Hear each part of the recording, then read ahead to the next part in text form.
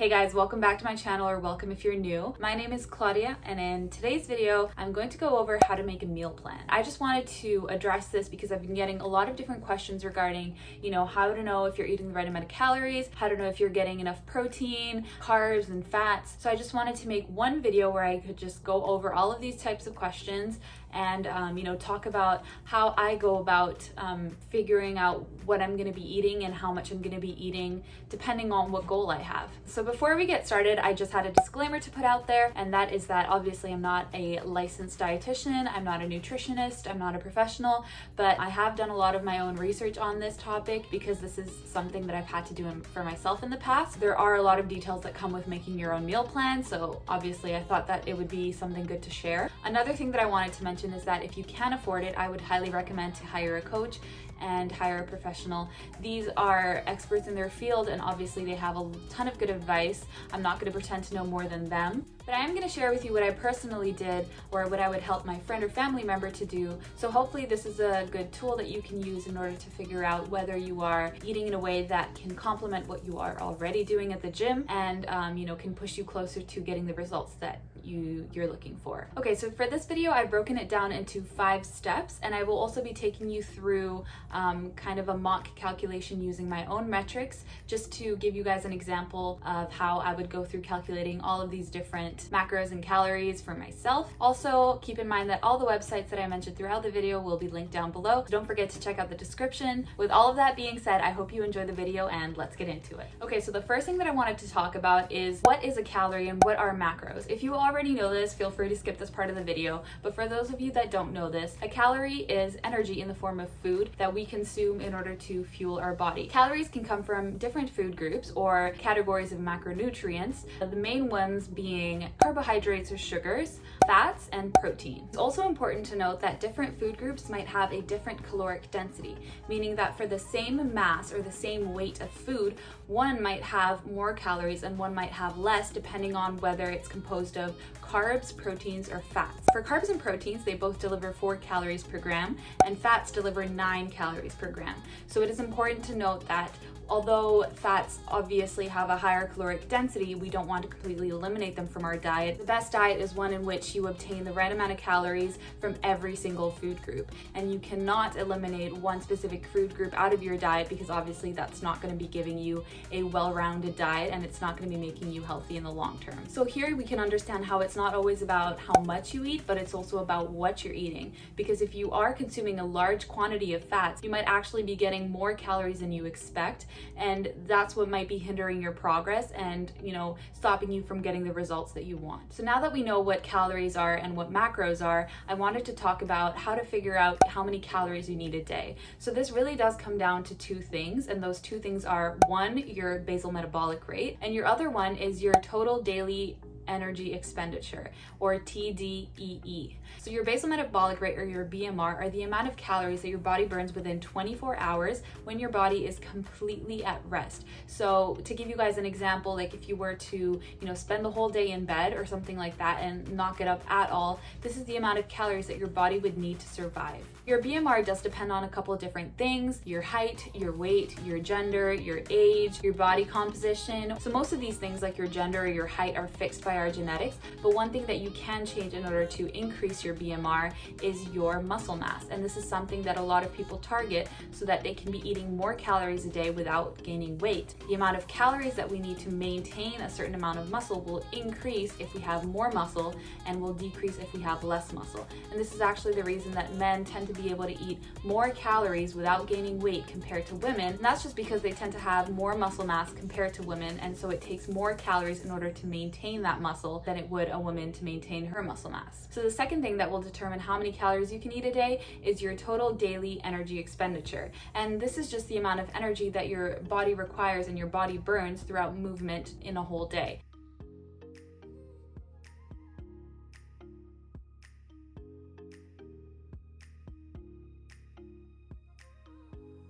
So this movement can come from either, training or exercise, or this movement can come just from daily living. So if you're, working a desk job, you might be a lot more sedentary than someone that's on their feet all the time. And that might contribute to the amount of calories that you require a day just to live that lifestyle. So what I like to do in order to calculate how many calories I should be eating a day is I go on tdeecalculator.net. I think that's what it's called. I will leave it down in the description box.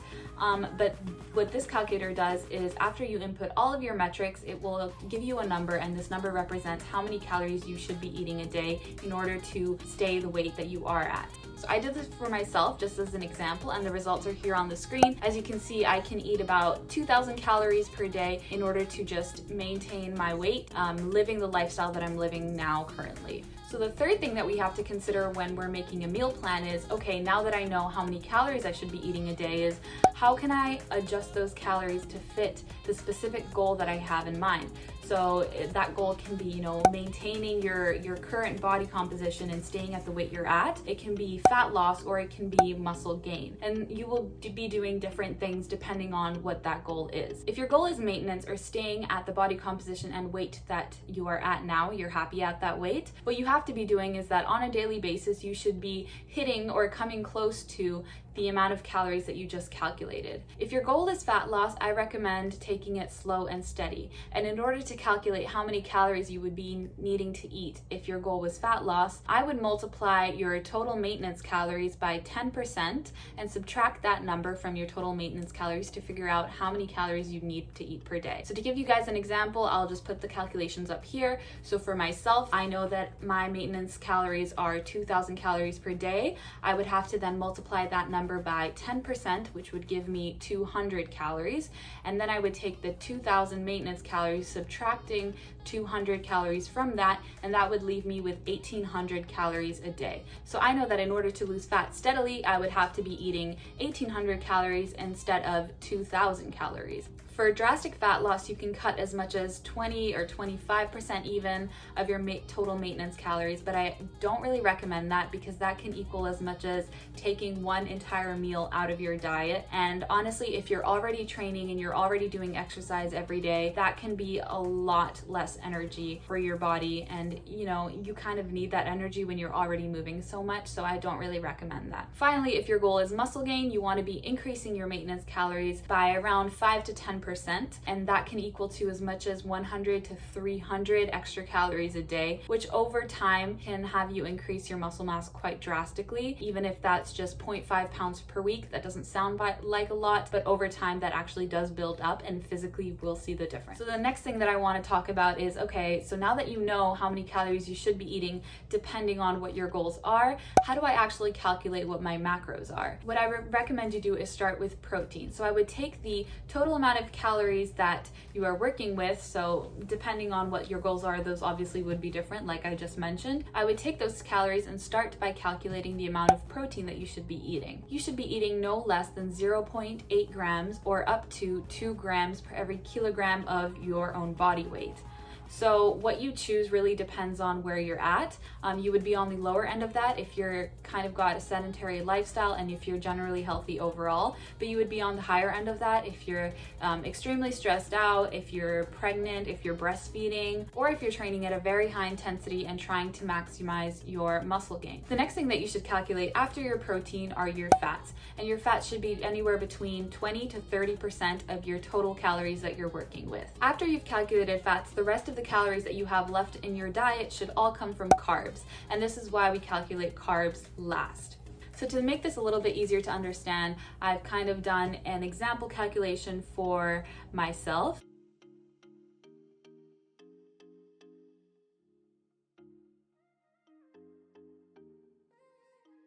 So I started with 2,000 calories per day. Sorry if I'm looking down, by the way, I have all of my numbers down here. So let's just assume that I want to maintain my body weight. And so that means that I would have to be eating around 2,000 calories per day. So what I'm gonna be doing first is that I'm gonna be calculating the amount of protein that I need. And for that, I'm gonna be taking my weight, so 57 kilograms. I'm gonna be multiplying that by 1.5 grams for every kilogram of my body weight that I'm gonna be consuming of protein. And that will give me about 85 grams of protein in total. If I want to try to figure out how many calories 85 grams of protein is equal to, I'm going to multiply 85 grams by the caloric density of protein, which is 4 calories per gram. So 85 multiplied by 4 gives me about 340 calories. And in order to figure out how many calories I have left after I've eaten all my protein, I'm going to subtract 340 from 2,000 calories, and that will leave me with 1,660 calories a day. So after I calculated protein, I'm going to be calculating my fats. And my fats are going to be a percentage of my total calories that I'm going to be working with a day. So for me, I'm going to say that's around 25%. So I'm going to take my 2,000 calories per day, which is my maintenance calories, and I'm going to multiply that by 25%. That's going to give me around 500 calories that I can eat a day, which are all solely from fats. If I'm trying to figure out how many grams of fats that's going to equal to, I'm going to divide that by the caloric density of fats, which, like we said before, is 9 calories per gram. So 500 calories of fat divided by 9 calories per gram will give me around 55 grams of fat a day. So the last thing that I'm going to calculate are carbs. And like I said before, all the carbs that I'm going to be eating are just all the calories that I have left that are not including my protein and are not including my fats. So from my 2,000 calories a day that I have of maintenance calories, I'm going to subtract the 340 calories from the protein and the 500 calories from the fats that I've already calculated, and that will leave me with around 1,160 calories for my carbs. So if I want to figure out how many grams of carbs that's actually going to equal, I'm going to divide that by the caloric density of carbs, which is 4 calories per gram. So that's 1,160 calories of carbs divided by 4 calories per gram, which will leave me with 290 grams of carbs. To reiterate, my maintenance calories will be 2,000 calories per day. My macros will be 85 grams of protein, 55 grams of fats, and 290 grams of carbs. Keep in mind that this is in the case that I wanted to maintain the weight that I'm currently at now, but obviously these macros will change depending on what your specific goals are. And like I said before, if you're targeting fat loss, you will start at 10% less than your maintenance calories, whereas if you're targeting muscle gain, then you will start around 5 or 10% more than your maintenance calories, and do all the calculations depending on what those calories are. So the next thing that you have to do is you have to take all those numbers and actually make a meal plan. And how do you go about doing that? What I would recommend to do is use an app that's called MyFitnessPal. If you haven't heard about this app before, I will definitely link it down in the description below. But what this app helps you to do is it helps you to determine how many calories and in what proportions all the macros are for anything that you could possibly think about eating. What I would do when I download this app is that I would track at least 3 days of everything that you're eating. So that means track everything you're eating for breakfast, lunch, and dinner. And then after those 3 days are over, I would see on average how many calories I'm eating every single day and what the macro distribution of those calories is. I can go through all of that data and figure out what are the adjustments, what are the tweaks that I need to be making in terms of the food that I'm eating, so that I can, better fit the calories and better fit the macro distribution that I have already calculated and I already know will optimize the results that I want. An example of the things that you could be doing is that you could be swapping regular pasta for chickpea pasta if you find that you are eating way too many carbs and way too little protein. If you find that you're getting way too many calories and you need to cut those calories down, you could opt for some lower calorie options. So for example, if you're drinking a lot of cow milk every day, you can maybe switch that to like an almond milk. And let me know for this if you guys want me to make a video on different food replacements that you can make so that you can better fit the calories and the macros that you've calculated. If you're already eating some things that you know could fit your macros and could fit your calories, why not just stick to those options? Because you know that at the end of the day, you will actually eat those things and you enjoy eating those things.